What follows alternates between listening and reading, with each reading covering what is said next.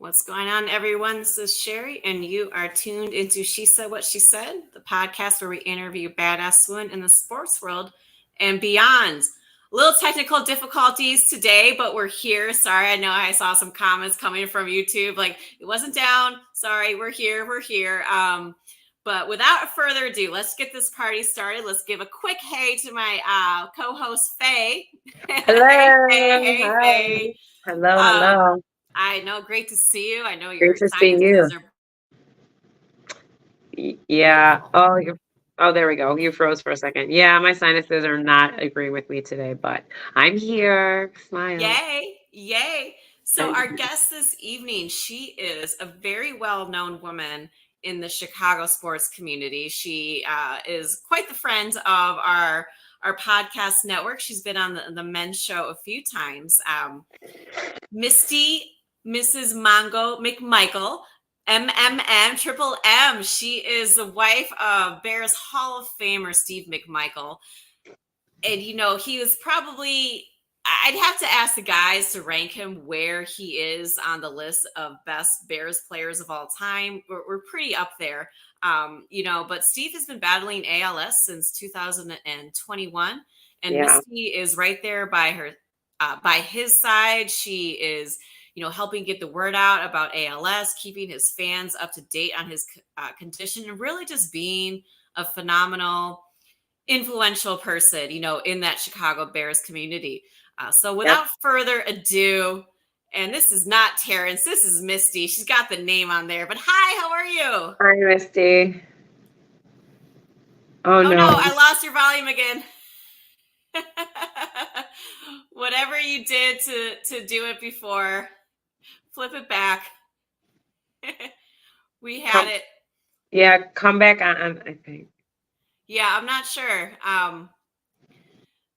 This was part of our technical difficulties before. we had the volume, or we didn't have it, and then we had it.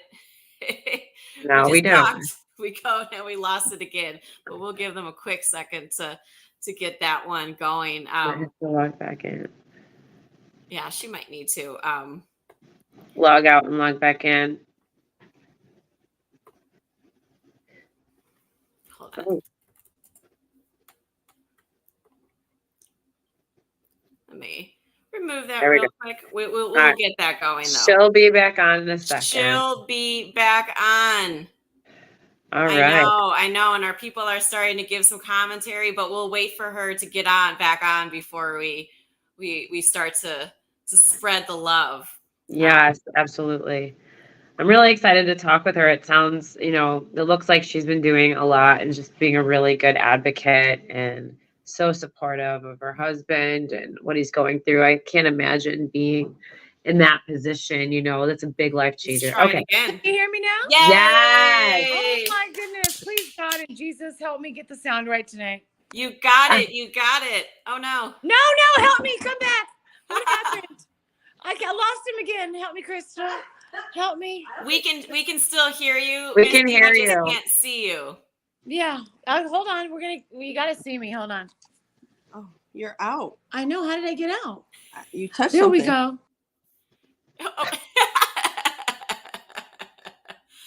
I love it. I know she'll be back on in 2 seconds. Yeah, 2 seconds. This is wonderful. And third time's a charm. Hold on. Third time's a charm. Here we go. Yes. Third time is a charm. Hi, Misty. Hi, ladies. Hi. Thank welcome. you so much for coming on. So Terry was saying, Misty, I'm so happy you're doing this. I miss you. Keep up the great work. I love you so much. Oh, thank you. Love you guys too. Yes. So, I know you've been on the men's show before, and you started getting involved with the podcast community when you were looking to advocate for your husband to get into the Hall of Fame. Exactly. Can you talk a little bit about that journey before Let me tell you how that got started. Yes. It's kind of very divine intervention-y. So I don't do Facebook, but I have Instagram. So, a lot of people, I guess, hit me up on Instagram and I kind of ignore them if I don't know them. So for 6 months, a guy named Brandon Hyatt was trying to get my attention. And so 6 months later, I said, what do you need? And he's like, well, I have this podcast. I'm starting out. And Terrence was his mentor. And he said, I would love to interview you about Steve. And I said, oh my God, it's perfect timing because I really need an outlet for, advocation for him. Mm-hmm. So we did our first podcast kind of like this at home on my phone. And I was walking around the house doing things, talking on it. And it was like the most viewers he'd ever had. And he had some guy as his podcast co-host, right? And I told him, I said, you know what? Tell your podcast co-host to hit the road. I'm going to be your podcast co-host, and we're going to work this until Steve gets in the Hall of Fame. And that's exactly what happened. I love it. I love it. That's so great. So what year did he, I can't remember. Diagnosis? Which year? No, into the Hall of Fame. Oh, this year, 2024, ladies. I was saying, was this year? I couldn't remember. Was it this year or last year? We're going to there's a caravan to Canton. And before I leave you guys, I have to give you this phone number to if anybody wants to call to go in the caravan to Canton with Johnny Namoff, who's heading the show for that party. But the induction is July 31st through August the 4th in Canton. Oh my God. And I've been doing preliminary trips there to get things ready for him because we need a lot more preparations than the other guys. You know, we got a medical ICU jet. We got ambulances. We got a hotel room with a hospital bed. His ALS wheelchair. Like he's going to go first in his speech because, he can't wait for all the other guys. I'm sure wonderful, but winded speeches. We can't wait for that. So ours is going to be short and sweet so he can kind of run the show. And the cool thing, from my lips to God's ears, I knew the Bears were going to be playing in it. And the Hall of Fame wasn't even sure about it, but it was just released yesterday. It's the Bears against the Texans. And they never do that. It's usually against the Bengals or the other Cincinnati team. Mm-hmm. And now it's going to be the Texans and the Bears. So I feel like it's all about Steve. And as well it should be because it's long overdue. And I just think it's awesome. That's incredible. So great. It's so incredible. I was like, wait, time, I don't have a concept of time sometimes, whereas I know he just got inducted, but I'm like, wait, was it last year? No, it's been a very long process because I remember when you were on the show before. Yeah. Let me tell you about the process. So you have to be 5 years retired from the NFL to get nominated, right? Yep. So every year since he retired in 93, every year since 94, or 5 years after that, y'all do the math. He's been nominated every year until this year he got down to the final 12, because they started 100 nominees. Mm-hmm. They break it down every few months, to the final however many they're going to induct. This year it was 7. But when he hit 12, I already knew. I'm like, it's happening. It's freaking happening. This is it. Because, he used to tell me, when he could talk and stuff, that like they were going to put him in, but they were going to do it posthumously. And I said, that shouldn't be a word. Like, that's so stupid. Like, why, who cares if you're passed away? It should be about you. Like, and he was long overdue anyway. So I said, you know what? My mission is to get him in there while he's still alive and get him to Canton because he wants to go. And that's what's going to happen. That is so great. Good for you. 26 years, ladies, we waited for this. 26 years. So there's another nominee, Randy Gradishar, that's in the Hall induction this year. He's waited 30 years. I thought we waited a long time, but he's a super cool old school player that's like had everything replaced twice, Mm-hmm. And he deserves it as well. All of them do, but I'm just saying it's sweeter when you've waited so long and deserved it for so long. Yeah. Absolutely. That is. So tell us a little bit, how did you meet your husband? I always love a good little, love story or one of these. Was it a mute cute? You know what I mean? Oh, no. Let me tell you this story. So we both lived in Austin, Texas, because we're both from Texas. Okay. That's why they're playing the Texans in the Hall of Fame game. But we both lived in Austin at the time. And it was a Sunday night, March 24th. There was a bar called Pearl's Oyster Bar. It was, a nice restaurant that had a live band. So there was this guy that I knew that it was his birthday, but I wasn't really keen on going out that night. I'd been up the night before all night. I was kind of tired. So, but it was his roommate's birthday, and I hated his roommate. Didn't like him at all. His name was Kenneth Sims, and he had actually played football with Steve, but I didn't know he was even a football player. I just couldn't stand him. And now he's like, oh, let's go out. I'm like, okay, fine. They drugged me out. It was like midnight. And this God walks through the door. He's got long black hair, Ray-Ban sunglasses on, cowboy boots, 6'2", gorgeous. I'm like, oh my God. And I had just prayed. I was like, God, like, I'm not gay or anything, but where's my man? Like, where's my soulmate? Mhm. You're killing me over here. So he walks through the door right after I said that prayer, and I'm like, oh my God, there he is. But I was so tired. I didn't have the energy to worry about it. So I'm like, you know what?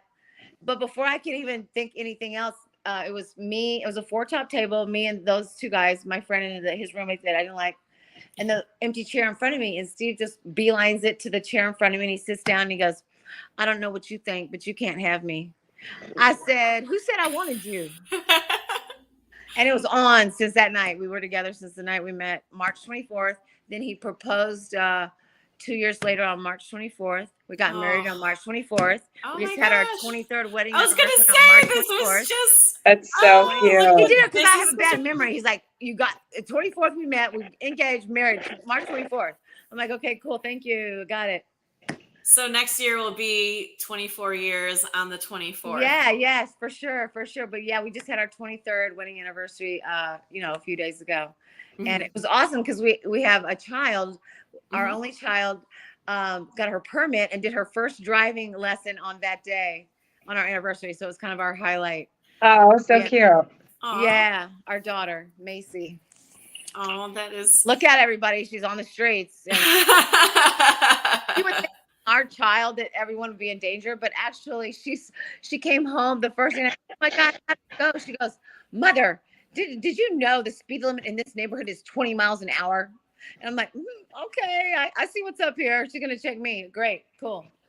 Yeah, I knew it, but I don't do it. But that's okay. So I'm not better because she's all about the laws. So that's awesome. Yeah, do as I say, not as I do, honey. That is. Yeah, odd for our kid, but yes. Phaedra's not crying. She has sinuses. Oh, Allergies. Yeah. That was a beautiful story, you but learned. I'm not crying. I know. She loved that story so much. She just teared up. Okay, that's what's up. That's what's up. Yeah. So 23 years, but Oh, but 26 together because we were 26. dated 2 years and it proposed. Yep. Let me tell you about the proposal. Oh, Yeah. So he tells me, what do you think is the most romantic city in the world? And I said, I'm thinking Venice, Italy, those gondolas, the city on the water, Valentino lived there. I'm thinking that's probably pretty romantic. So he takes me there. He took me to Spain, France, and Italy, gave me the options of those, because most people pick Paris, but I don't know why I picked Venice, but I did. So we get there in a boat because it's all city on water, and we get to the piazza, the palazzo that's completely crowded with pigeons and people, and it's like a Roman orgy, and I'm getting squished up with a million people. He's like, "Is this romantic?" Hell no, I'm not down with Roman orgies, no. And he goes, okay. So he regroups later that night. He gets a private gondola with just him and I, and the gondola. I remember the gondola. They named them. It was called Ariana, and he got it just for us. And it was just him and I and the gondolier with his black and white striped shirt. We're in the Grand Canal, Valentino's mansions right on the water. He goes, "Is this romantic enough for your ass?" I said, "You know what? It is. It's perfect. Oh my God, it couldn't be better." He gets on one knee, almost knocks the gondola over, but proposes, and I'm crying. I'm like, "Oh yes, of course." Yeah, and the rest is history. But yeah, it was amazing. And so, he said he's so smart. He had foresight. He was like, okay, people are going to be asking you how we met, like how, the engagement story, and no one can beat that one. That's incredible. Yeah. I love it. I love it. Romantic. You would not know it. Oh, that's it so seems sweet. like he tries to pretend that he isn't, but he's a tough. He's also a sweetheart. Those tough guys usually are. The hardest hitters on a football field are going to be the biggest, sweetest ones. Sweetest, yes. Oh, that's great. 23, almost 24, 23 years. You're off here for a second. Here's some of our wedding photos. Let me see if we can get this in here. I don't know how the lighting is. Yeah, I can see that. Look at that dress. All in the white. Oh, yeah, look that dress. up. Beautiful. Yeah. That's one. And then let's see. Here's one with our 2 chihuahuas we had at the time. And Chulita, the blonde chihuahua, her middle name was Ariana, the name of the... Oh, from the gondola. Chulita means cutie pie in Spanish. And then this one is cute too, of us. Oh. This is so sweet. You met us both in white. Right? Those are good times. Good times. Yeah. I love it. And your picture in the background, is that Italy? You know what? That's why I got it, because it reminds me of Italy and the gondolas. Yeah. I'm like looking at that. Like, I think it's Italy. It's cool, but it could be Greece, Italy, but I want it to be Italy. But here, look at a better photo behind me. Hey. Nice. Oh, Very cool. Let's say hi to him. He's right here in the living room. oh, Put him in here. Well, he's got his cornrows in. There's my baby. I love him. hey, Hi. Steve. What's up, Steve? There he is, right? He's so handsome. Yes. Hey, Yeah. yeah. Even in the half a man's eyes, he's more of a man than anybody I know. Facts. Yeah. Facts. That's a lot. Yeah. True. That is so incredible. So talk to us about, the 2021, right? That ALS diagnosis. Was it fast moving? Was it slow? Oh, okay. I'll school y'all on ALS because I had to school myself. I would love to. Yeah. About it. All I knew was Lou Gehrig's disease, that baseball player who did play hard and never missed a game, and it does ALS does pertain to physical stress. But so there's 3 types of ALS. There's hereditary, bulbar, and limb onset. And also, let me just go back to our diagnosis. I was shocked. So we knew, okay, let me tell you how we kind of discovered it. We were eating one day and he started, he's ambidextrous, but he started using his right hand as like a shovel to eat, which, after 20 years of marriage, you really don't want to argue about stupid stuff. So you're like, okay, if he wants to eat like a caveman, that's fine. I'm not gonna bust about it. But then he started using his other hand like that, and I was like, can't go out in public. I said, so hey, what's up with the shoveling like a caveman? He says, oh, I think I pinched a nerve from football, and I maybe need to, have surgery. I said, that makes sense. Okay, but then this is what threw me off. He said, let's go to Mayo Clinic in Minnesota, and Mayo is a neurological center, and so he must have had a clue that it was more than So, and then I started thinking, oh my God, that's brain trauma stuff. So I said, okay, let's go. We went to Minnesota Mayo. One day, full day of testing, 15 grand a day. They said you have ALS. We were both like, what is that? We don't have that. Test us again. Another day, 30 grand later, you have ALS. So we're like, you know what? Fuck these people. We're going to Rush in Chicago. So we Rush. Oh, you have ALS. You have 2 to 5 years to live. They said that in front of my child, and she said, you don't know what you're talking about. We're out of here. We left there. We went to Northwestern because Northwestern is the prominent ALS hospital. Okay. So we go there, and you have ALS 2 to 5. So we're like, oh my God, I gotta start studying. So I did my homework, and the 3 types. Hereditary is the easiest to treat because it's just not as fast moving. Bulbar's the worst. It affects the breathing in the throat first, so they don't last a year. But it depends on how you look at things. So the limb onset is the one that drags out the longest, and that like I said, the one that lasts longer. And limb onset means it starts with your limbs, like your arms and your legs. So it started with the arms. So, and you're right, the progression was so fast. Yeah. We were in a rental house at the time in Romeoville because we had a restaurant, Mongo McMichael's there, and we were supporting it. So we were in a rental, and I asked the landlord if we could, make ramps and handicap it, if I could buy it, because I needed to make a handicap home. He was like, no, I can't do that. And, he didn't want to sell it. So I'm like, oh my God. And this was during COVID, girls. Yeah. So I'm like, oh my God, we have to move now, because he was tripping and falling already. His arms were already at his side, useless, and his legs were going. I'm like, I've got to get him in a home before he loses his legs. Within a few months. Like before he loses his legs, and he was already falling down. So I'm going crazy. And in COVID, everything was way overpriced. So I go to Frankfurt, and I found this house that was so perfect. I thought a lady had MS, and it was already tricked out for, wheelchair accessibility. It had an elevator. It had a phone. It was just perfect. But I didn't realize you had to, bid 50 grand over price at that time. So bid 10 grand over. I didn't get it because COVID was so crazy prices. Everybody was buying stuff. So after that, I found this place here in Homer Glen, and it was not ready, but I rushed it ready, got it completely ready for him, and got him in here just before he lost his legs. And he lost his legs like everything happened so fast after that. You know, he lost his legs, but he could still talk. But then he lost the ability to talk, so we had to get a trach. And the feeding tube on my birthday. We were in the hospital every year on my birthday, feeding tube, then the sacostomy tube. And then, but he could still, but the thing about ALS is it doesn't affect your brain.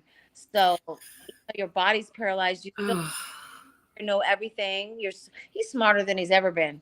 Thank God they have a Toby Dinebox computer that Steve Gleason, which is another football player that has ALS, invented or markets in his foundation, the Gleason Foundation. We have that where he can communicate with his eyeballs. But it's hard to do because you have to concentrate and kind of gives him a headache and it's frustrating. But at least we have that, you know, as a backup communication tool. But he's really good with his eyes. Blink once for yes, twice for no, you know. He's just the sweetest freaking guy. I'm telling you, if anybody else was in his position, I would just be constantly, you know, get the fuck out of here. Fuck you. You know, fuck off. I would be so mad and upset. And he's just so sweet. I love you. Like, you know, sweet thing. Oh, man. And I know that the Bears organization has really stepped up for you guys. Can we talk about that? George, Brian, Virginia, amazing. Barbara, we're freaking the best. I talk to him all the time. And their new president, Kevin Warren, amazing. He's been to the Hall of Fame more than any president that I've ever heard of, like 17 times. Wow. Yeah, so he came over, George, and then Brian was here when I was in Vegas for the Super Bowl is when they introduced the new class of Hall of Fame. So I was there for the introduction. And I was there with George and Kevin. But Brian and his whole family were here at the house with Steve and the other players that weren't Hall of Famers, because all the Hall of Famers go every year to introduce the new, welcome the new players and stuff. So Mike Singletary was down there, Jimbo Covert, you know, Richard Dan Hampton. But here at the house, it was Brian and Matt Suey and, you know, Gary Finsick and Jimbo, all the Wanda Osborne and Karen, all the boys were here to support him at the house to watch it on TV. So that and the mayor of Homer Glen, Christina, my friend, was here with her family. Just amazing support, you know. That's so great. I got to see people that were filming here, and John Vincent, our buddy, friend with the Mike and Dan are going to make Diana today on FaceTime. Yeah, amazing support, and you know, Ric Flair, and this year they're doing a combo of honoring the Hall of Fame football by wrestling. So, you know, we have a lot of wrestling friends. So it can't be Ric Flair, Bill Goldberg, Mick Foley, hopefully Paul White the Giant, maybe Hulk. It should be a great turnout. Jim Belushi's coming. Maybe Matt McConaughey, big YouTube guy. So we're going to make the Hall of Fame famous, girls. That's incredible. That's right, because he wrestled for a while after. Why not? Well, listen, when he was winning the Super Bowl, I was in high school, so freshman. So I didn't know him then, thank God. Right. But when I met him, he was wrestling in '98. I was 28, and he was the world champion wrestler. And so I was just talking to him today about it because we were talking. A friend was over, John Vincent, this is a singer. We were talking about regrets and stuff. And I said, you know, Vince McMahon, the owner of WCW and WWF, asked me to wrestle with Steve as a tag team partner against ex-wife Deborah, who was a wrestler, and Stone Cold, because that was that's who she married after Steve. So they wanted us to do a pay-per-view, all four of us, which would have been still going to this day if I would have said yes, but I said no, and that's a regret I have. But yeah, I met him wrestling. He was a champion, and I met, you know, Hulk and even Randy Macho Man before he passed, and Owen Hart before he passed, and all the Owen Hart brothers. But even in Texas, where I'm from, I knew those Van guys, those first wrestlers that they just did a movie about. I forgot their names, but yeah, that whole family. So they were also super sweet guys, just the nicest guys. And you know, Rick was one of his Four Horsemen buddies, and he's still a really good friend. And they were just the sweetest guys. That's when I met him, wrestling. So they're doing the combo. So it feels like this whole 2024 class is all about Steve, because they're doing wrestling. Because Steve tell me they're not going to put me in the hall because they think I disrespected football by going to wrestling. But that wasn't the case. And when I got I was like, you know what? I'm here to change things. And I, talked about how cool the wrestlers were, and Rick, big thing about supporting Steve. And people got to see how the wrestlers really look up to football players. And, it's a sport, hardcore sport. Absolutely. When I met Steve, he had a broken arm and a blood clot from wrestling. It's hardcore. You can die. Owen Hart died. I saw him die on TV. Like, it's a hardcore sport. So I think they're starting to respect each other more, and I appreciate that. They should, because they, make each other better. Mm-hmm. Steve made wrestling bigger, and Rick help me get him in the Hall of Fame. So, that's incredible. That's about helping each other out. You know what I mean? Absolutely. It's crazy to think about having to campaign to get in the Hall of Fame, but when you break it down, when my husband lost his voice, I got mine. I love it, and I haven't stopped yet. I'm not bigger than his, because he's a mouth from the South Texas. He had a big one, nice Southern drawl and all that. But who knew that? It doesn't hurt to be a blonde with big tits, I guess. I mean, let's be real. The guys could probably give it a better ranking than I could, but he's one of the greatest Chicago Bears players to ever play, and he was the leader of one of the best defenses of all times. Preach. It's it's obvious, you know what I mean? So when it was he's not in yet, I said thank you. And what people didn't realize is that he put the ones that are in the hall. Like Walter Payton, okay, awesome running back, but he was a running back for since the 70s till Steve got there. Okay, he wasn't going nowhere, running around. But Walter was the first to go in the hall, and everything in there before Steve put him in there. Steve was like, there should be a super Hall of Fame, for him, because he put the ones in the hall already in there, because he was the team leader, but he just wasn't braggadocious about it. He didn't, but I'm here to brag about him. Love it. The truth. So the truth is, he was the team captain, the team leader, and he's the one that put him in there. And you can ask Mike Ditka. Mike Ditka even said it today. He's like, that Steve was the one getting double and triple teamed that left everybody else open to play the game. Yeah. Dan? Exactly. It's not always the stats, right? It's that person that can't get the stats. Stats, but the stats that the other guys have, he gave them to him. He, right. Richard play when he got the MVP in the Super Bowl, and he took on the offensive team to let the other guys run and make plays. That's incredible. Double and triple team. Watch film. In the 85 film is the Super Bowl is the best freaking game that's been ever played, and the 85 Bears are the best team that's ever played the game. And if you watch the film closely and watch number 76, you'll see him taking double and triple teams every play, and when he sacks a quarterback, it's amazing. It's amazing. I love it. I love your passion for it. You know what I mean? It's so great. You are, yeah. Well, you know what? I love him because we do have a love story that's never going to. And he saved me from myself. I can just do my best by him. It's incredible. Even just when you just walked over him, you know what I mean? It's just, I can feel it. But how has it been for you, having him have ALS and seeing it move so quickly? Yeah. Well, it's been a roller coaster, girls, because I've been super busy since that happened. I was always kind of letting him shine because he was a superstar, and raising our daughter, who's 16 now, raising her, and I was happy with that. But when he got sick, it was my time to shine, and I haven't looked back, and I've been happy to support him and advocate for him, and it's just been so natural. But yeah, it's been super busy and bittersweet because, of course he deserves to be in the hall, but I wish he was. Even though we think about it, we're thinking, well, if they would have put him in years ago when he was, healthy stuff, we might have told ourselves celebrating. So you just have to take the good with the bad and just be happy that it's happening finally before he's passed, because I don't ever want anyone to be put in any Hall of Fame or recognized posthumously. That means after passed away, and that's right. ridiculous. That means So, they messed it up. They didn't get it right. Monsanto, big thing here. Ron Santo, huge. Pissed off, and I was like, you know what? I'm going to use that. We don't want another Ron Santo situation here. No. Because we're gonna. He thought Michigan Avenue got raided. The whole town would be blowed up.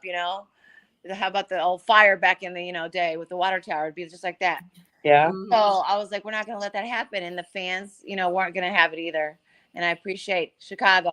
And so Steve has a speech to make in Canton, and I was having him, work it out on his computer. And what he said was, "Hello, Chicago. Thank you, Chicago." And that's all he had to say. Sweet. I feel the same way. That's so great. You wouldn't know it because we get more love and support here, and we feel like we've been here 20 years, but we feel like we're born and raised here. The fans are just amazing, and the support we have is like, just like we're born and bred here. Mm-hmm.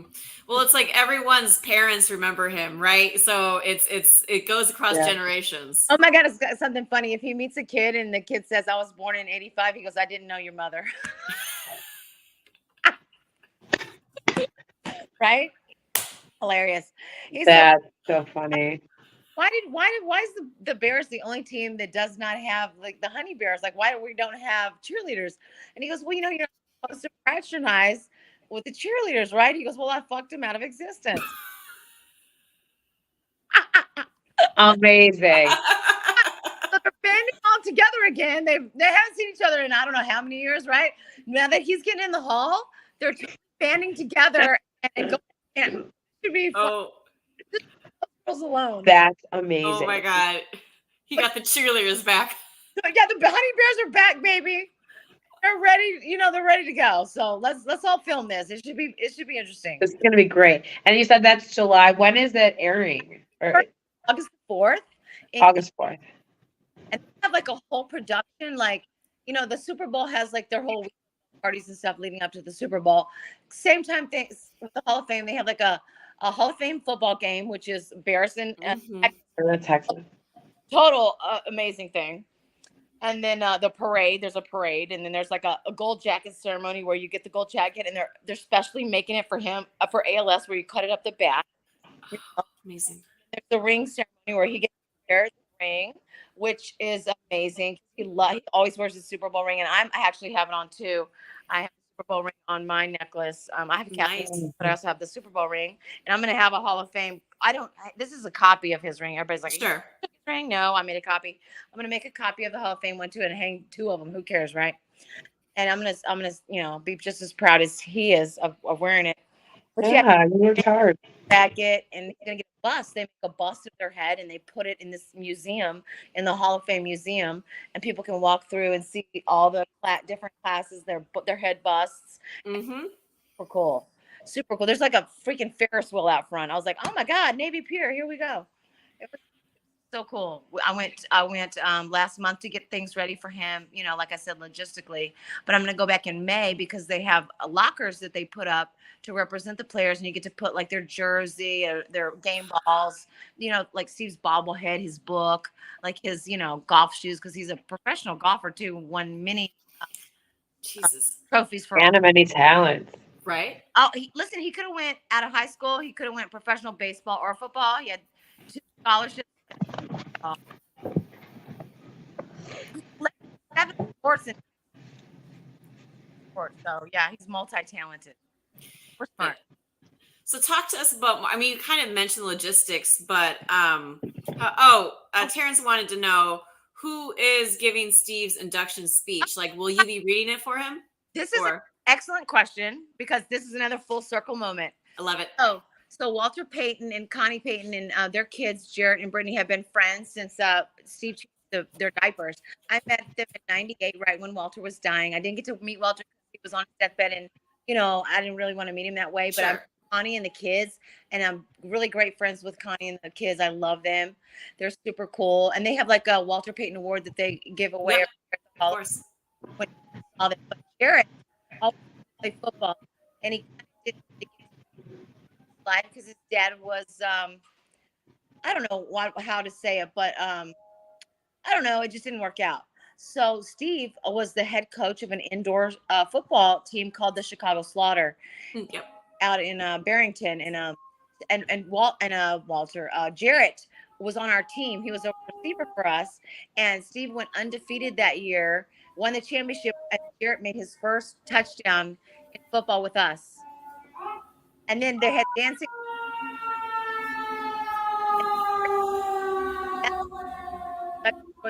On people's. So that was cool. But anyway, Jarrett introduced his dad when his dad Jarrett Payton. Oh, that's so awesome. Going to break records. He's going to be the first guy to introduce 2 Hall of Famers. Wow. Be the first one with ALS going in the hall. So we're going to break records all day long, baby.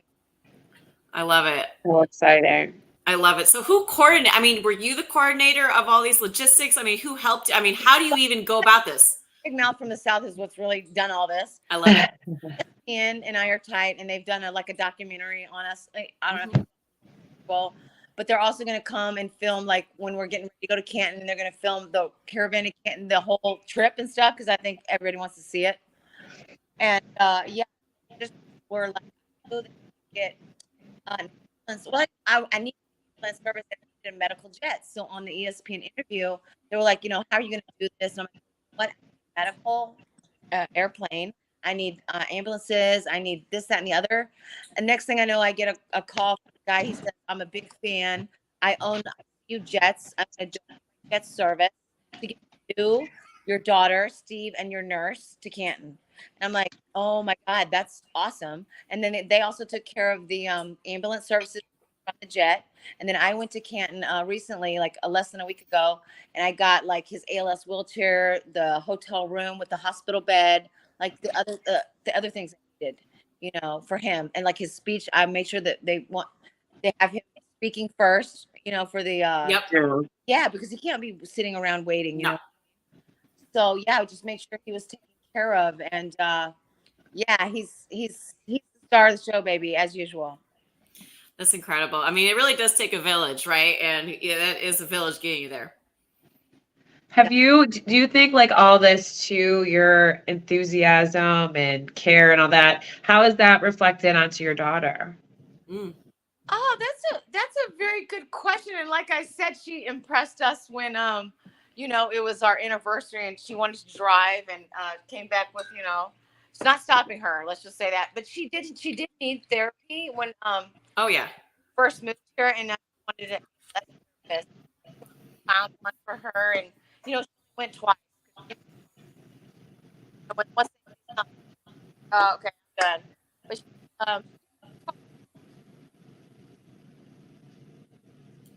very super strong girl, but the daddy's girl wants to lose his father. So I know, and it's gonna be hard on her, but he's still kicking it in for both of us, especially for her, because he lost his father and it affected him deeply. So I love your cat. Oh my God. Go say hi. But thanks for asking about her. She did her first ESPN interview the day we got the call from the Hall of Fame. But I hope they do, because she did really good. And it's so funny because ALS Les Turner came back because they're doing a gala this year, and they're going to honor Steve on the April 13th at the. But I asked her to do an interview for that. She's like, I've already done mine. Why can't they air it? I'm like, okay, but that's funny. Which amazing.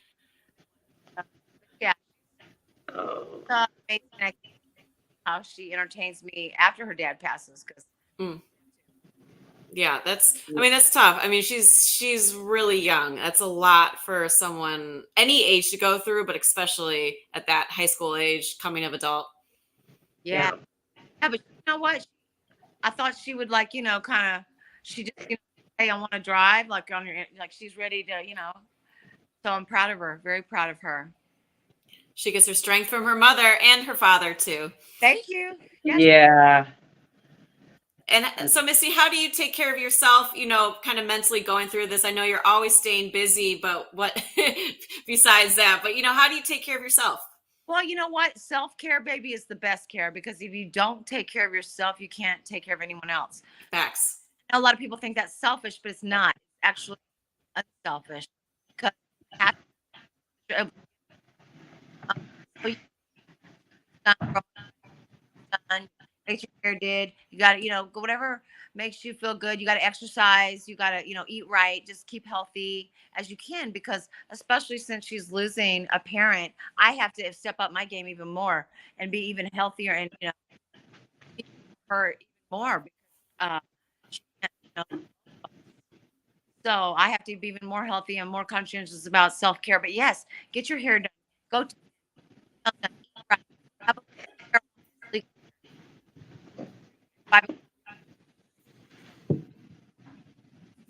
to not stress on that's what ALS is, stress, body stress, kill you quicker than anything. So anything that takes your stress away, like I got a pool here that I put in for him with salt water for his wounds and like a heated pool. Like in the summer, I swim laps that gets my stress out and talking. My stress. Marijuana doesn't hurt. Whatever you need to just calm the fuck down and let God handle it, and keep prayers, keep praying, keep close to God. Even though sometimes you think life's not fair, because no, it's not. But that's not His fault. We're all gonna die. So keep your communication with God keep it up. Even though you might not want to keep it up because He's still on your side. And from my lips to God's ears, whatever I need, He's got it for me. Like for Steve and for me, it's been so amazing just to see how God works. I love it. I love it. Your buddy Frank says hello, ladies, and my BFF Misty. Love you, Mama. Yeah, Frankie just came over. He had a party at school, and I gave him the bestseller, and I was happy. I love it. I love it. Some more Bears fans coming through. Showing up. I know my buddy Ant's a massive Bears fan. Absolutely love it. I know he'll be excited for Steve. We got Angela coming through saying, "Hey, Missy." All these people, and I just want to thank you for coming on tonight, and so we can say hi to your husband. I mean, he has that so was much so love. sweet. Thank you. Just seeing him, it's amazing. Let me show it to you again. He's right here in the living room. We would love to see. We would love to say bye. Into the living room because he was in the small room, and the more as this disease progresses, the more machines you need and you need. And my poor nurses, I was about to have to pay somebody for getting injured on the job. I mean, it was getting crazy. But yeah, he's beautiful. Always hey, happy. Steve. Always Steve, thank you so much for coming on our show. We are so proud of you. We cannot wait to watch your Hall of Fame speech. Congratulations. Everyone in Chicago loves you, Steve. You are a legend. Do. Everyone knows you and loves you. So excited to see you on that stage. Got it in a few months. And your wife is the best. Your wife is your number one fan, and she's just incredible. And you can tell. He knows. That's why he proposed back in the day. Well, thank you so much, Misty, for coming on. Really appreciate it. It was great talking to you. Amazing. I'll talk to you girls all night about him. He's awesome. Oh my God. We might have to have you come back on. We're gonna have to have you come back on. After the Hall of Fame. Let's do that. Because I want to hear about that. I want to hear about how everything went. We'll have him in his gold jacket. We'll be wearing the ring. Yes.